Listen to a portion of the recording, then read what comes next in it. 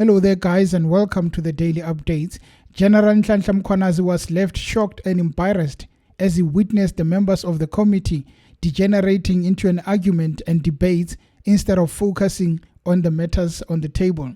The matter was that Mkhwanazi was there to testify, but instead of him starting, there were problems that needed to be sorted, and those problems were identified by the leader of the Economic Freedom Fighters, Mr. Julius Malema.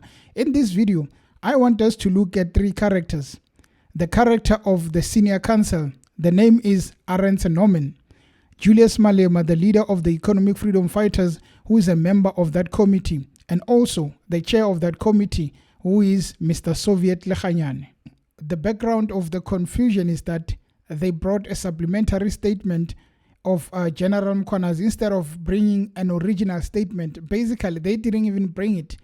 Instead of drafting an original one, they came with a statement that says the heading was the supplementary statement, which is what Julius Malema raised as saying that, well, we don't have anything original, so we might as well pause because we cannot continue when we are working on a supplementary of the Commission of Madlanga instead of having an original statement that belongs to us as the committee. But without wasting time, look at what Julius Malema said. Could I now call General Mkhwanazi as our first witness and ask your Honourable Chair to administer the oath?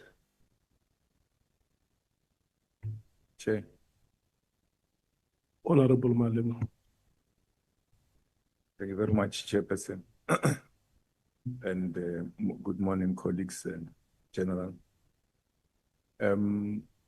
I don't understand on which basis do you want General Mkhwanazi to take an oath? Because before us, we have no statement of General Mkhwanazi. We have a supplementary statement. Supplementing what? Because he must first depose to us a statement, and if there is anything to be supplemented, it should be done so. The statement we have is a statement disposed to the Commission. We have said to this legal team here, time and again, that we are not a junior committee of the Commission. There is no statement of General Mkhwanazi before us. There is a statement of General Mkhwanazi to the Commission. And therefore, in the absence of his statement to the ad hoc committee of Parliament, on which basis do you want him to take an oath? You should know, Chair, that a supplementary statement should be supplementing the original affidavit, if you wish to say so. There is no such. And therefore, General Mkhwanazi is not proper before us. And this legal team has failed us because in the deliberation, we made it very clear, if colleagues are honest with each other, we repeatedly said we cannot use the statement of the Commission. We are not a junior of the Commission. We have nothing to do with what the Commission is doing. We are a Parliament, a Committee of Parliament.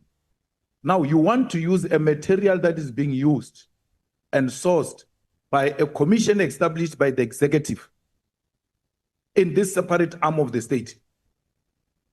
It is wrong, it is unconstitutional. We have to do things properly.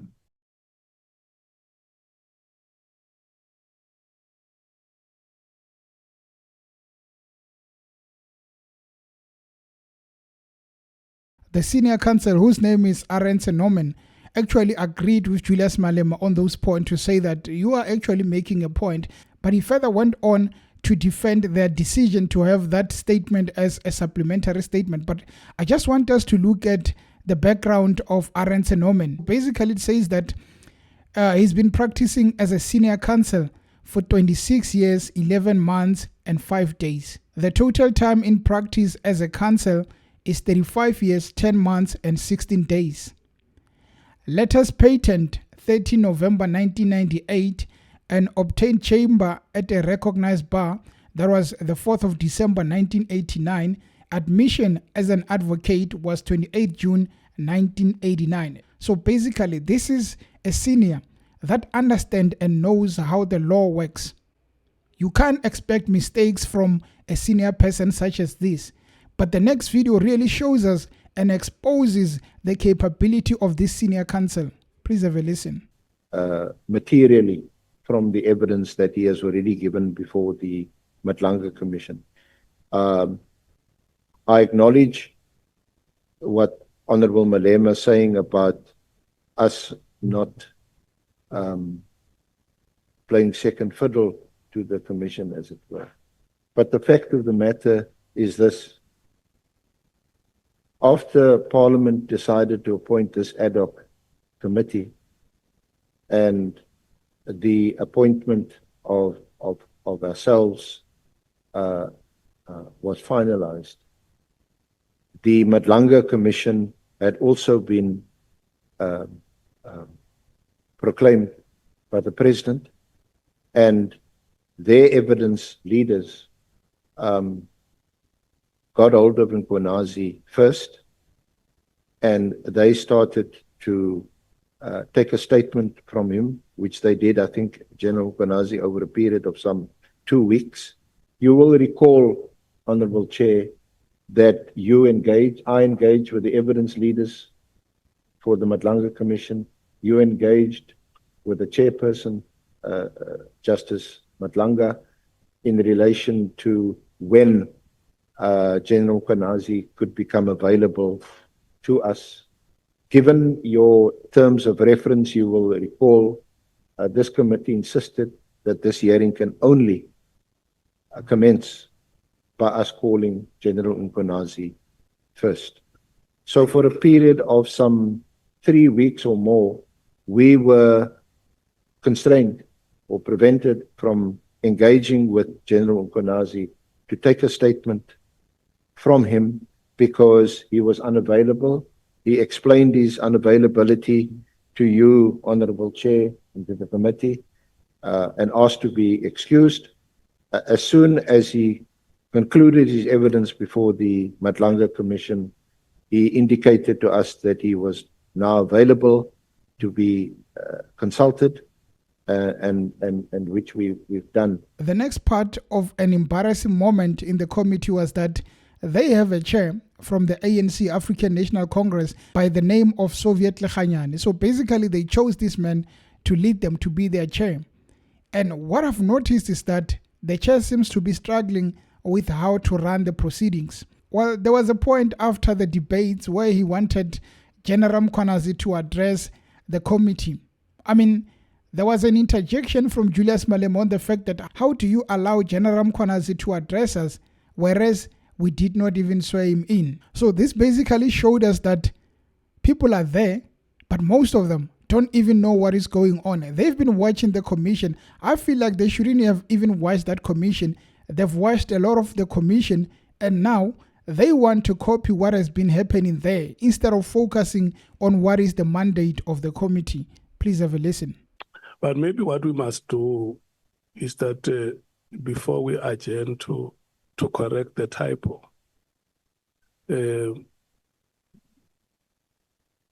I'm going to ask respectfully General Mkhwanazi to confirm that the statement that has been made. I know that procedure. On a point of order, Chair. On a point of order. Yeah, can I finish what I'm saying? So on a point of order, Chair. When you call the point of order. No, it's on a point of order. We are about to mess up.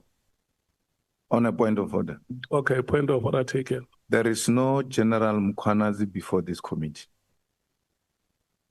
He's not here until we've satisfied his appearance before us. It is procedurally wrong. Because once you talk to him, the first thing he must do, the first step he must do is to take an oath. Is to take an oath. Then, only then, he's before us. In the absence of the oath,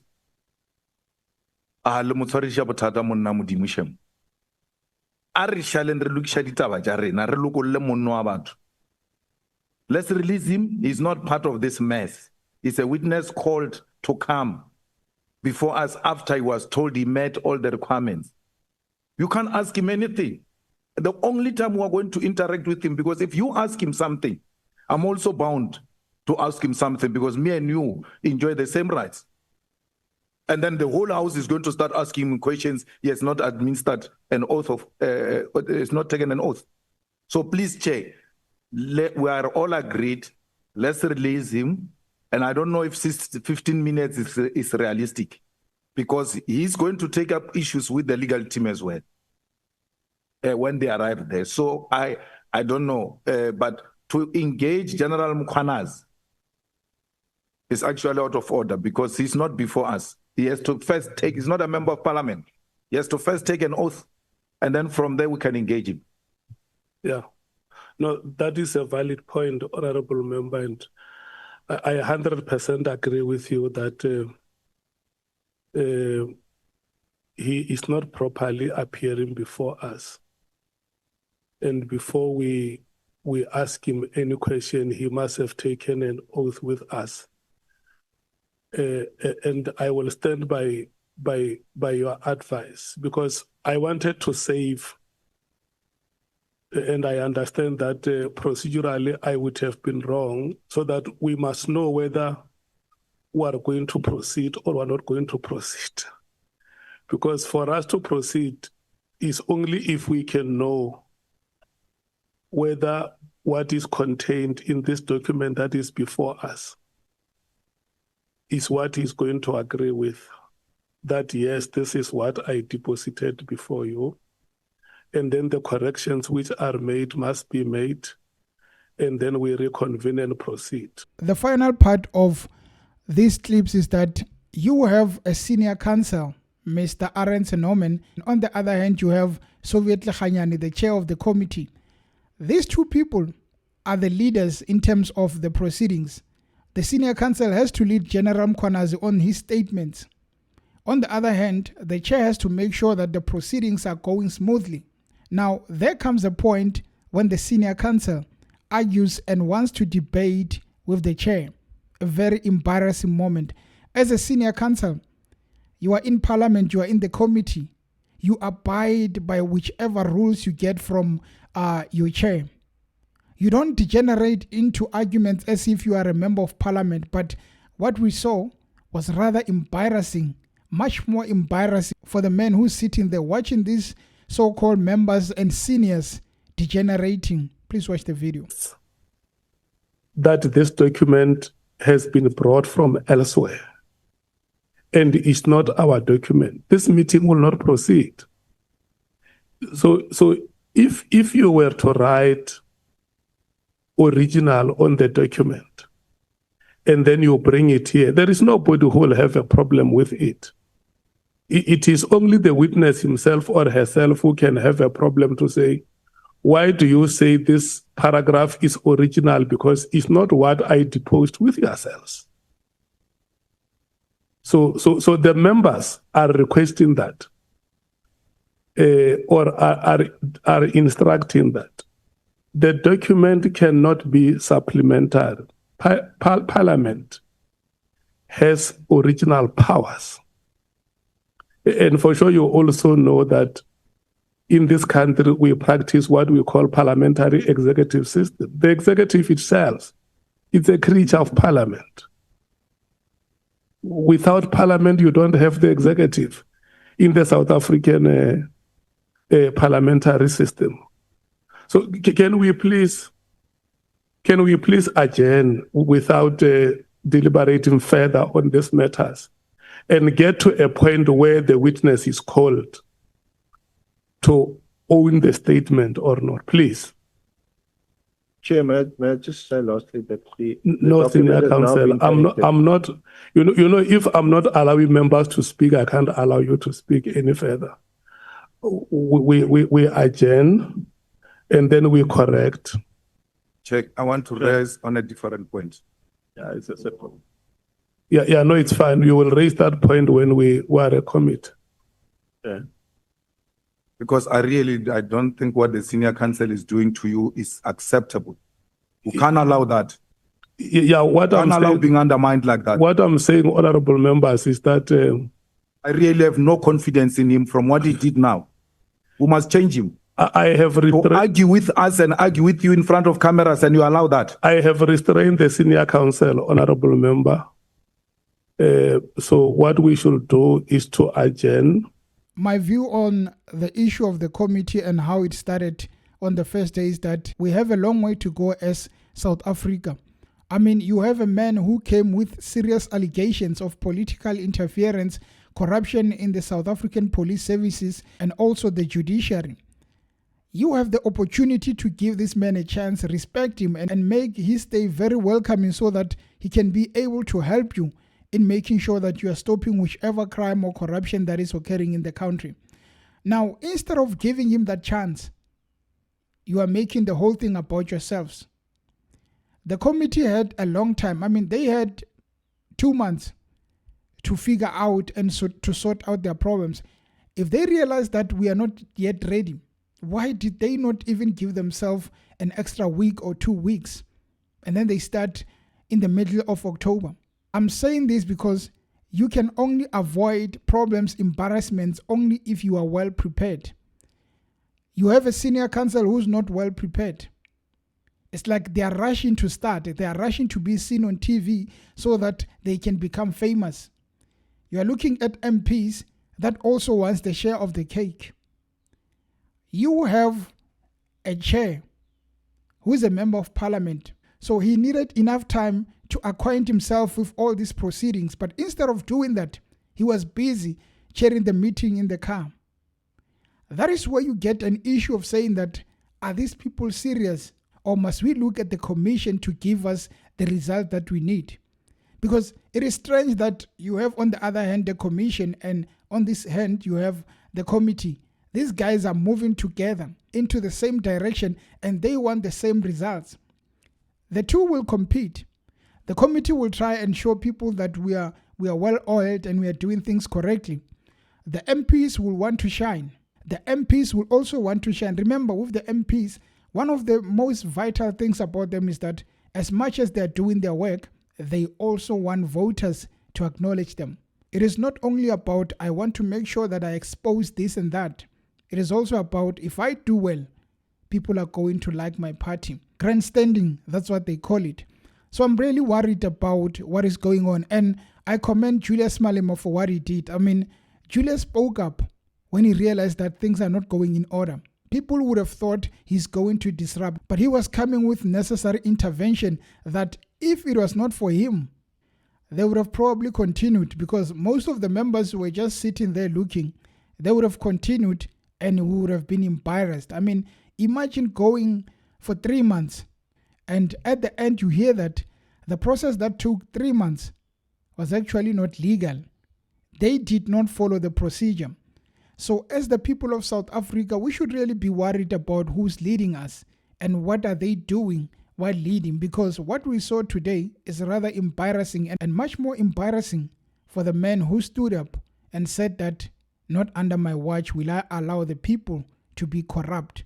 Mr. General Mkhwanazi deserved the respect and the honor, but what those guys did is just to embarrass the man on the stage. I do hope that they brings their head together as they are deliberating in a meeting for about 2 hours to find out where can we go. The point was that go and change that statement from supplementary and just write original statement.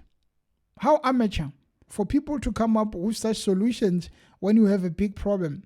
Go and just change the first page and then we continue.